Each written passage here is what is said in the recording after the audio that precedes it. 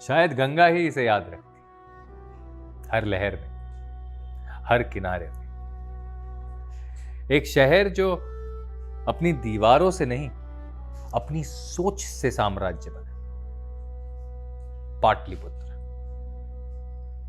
और इसके बिना भारत की कहानी अधूरी, क्योंकि यह सिर्फ एक शहर नहीं था, यह था एक कंट्रोल रूम जिससे चलता था दुनिया का सबसे बड़ा साम्राज्य, मौर्य साम्राज्य, जिसकी राजधानी थी पाटलिपुत्र। 5वीं शताब्दी ईसा पूर्वी से लेकर दूसरी शताब्दी ईसा पूर्वी के बीच अपने चरम पर 53 लाख स्क्वायर किलोमीटर में फैला यह दुनिया के सबसे बड़े साम्राज्यों में से एक है, रोमन एम्पायर से भी बड़ा। और उस पूरे साम्राज्य का कंट्रोल चलता था इसी शहर के दरबारों से।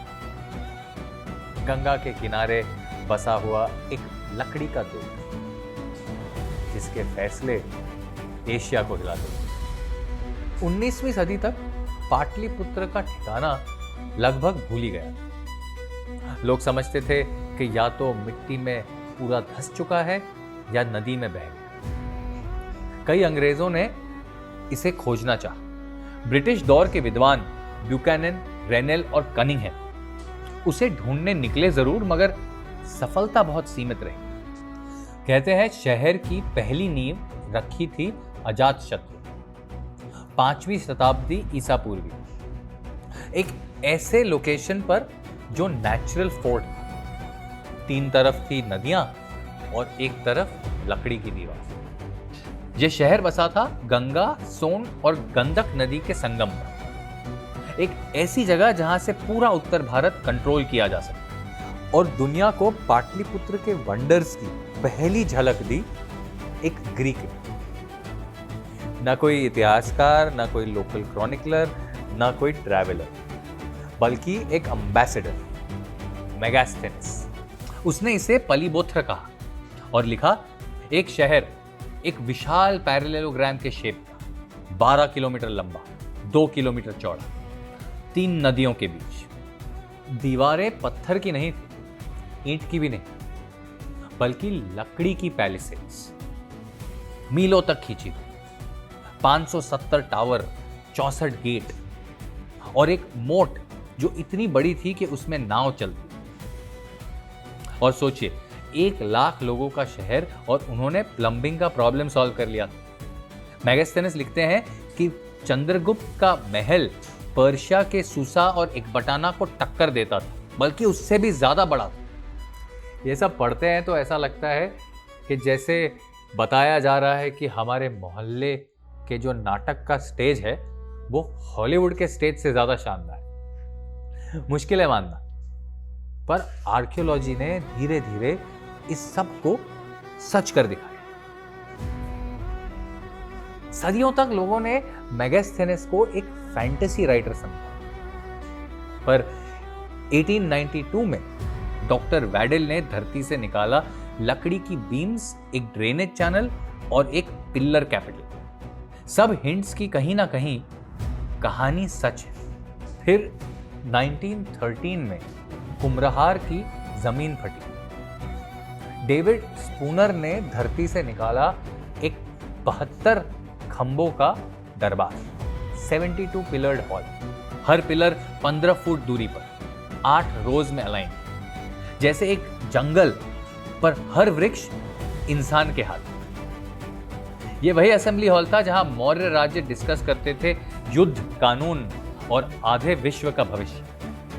आगे चल के खुदाइयों ने और सबूत दिए, और पिलर होल्स, ब्रिक रिमेन्स और एक हॉस्पिटल की सील।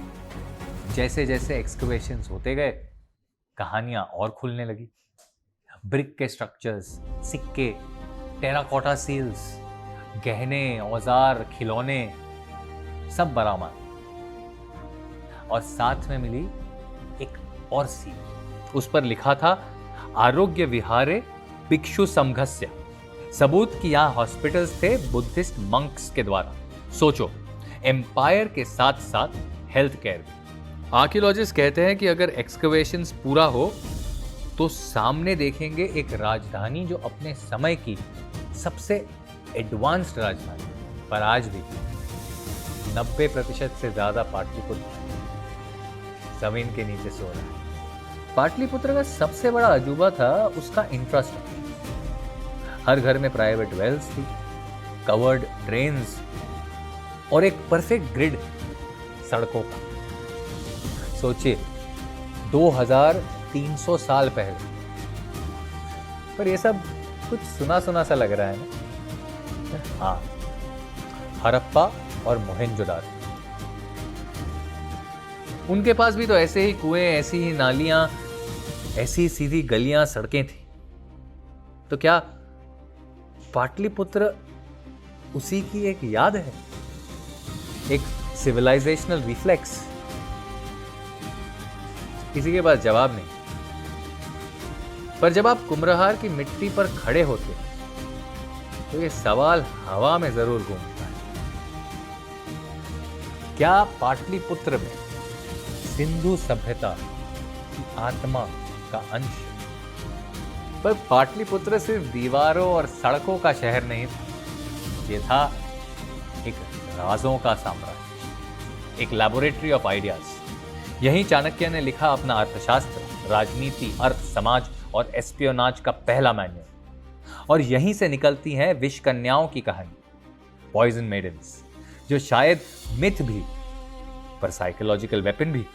अर्थशास्त्र में लिखा है poison is a tool of diplomacy, और पाटलिपुत्र ने इसे कला बना दिया। यहीं से अशोक निकला, पहले खून में डूबा हुआ राजा, फिर दुनिया का सबसे बड़ा शांति दूत। यहीं के दरबारों में खेले गए स्पाइस और एनवॉइस की गेम्स। पर ये सारी कहानियां अगले एपिसोड्स में। पाटलिपुत्र के बिना भारत का इतिहास अधूरा है। आज पटना के रास्ते चलने वाले लोगों को खबर भी नहीं है कि उनके कदमों के नीचे एक पूरी दुनिया बसी है।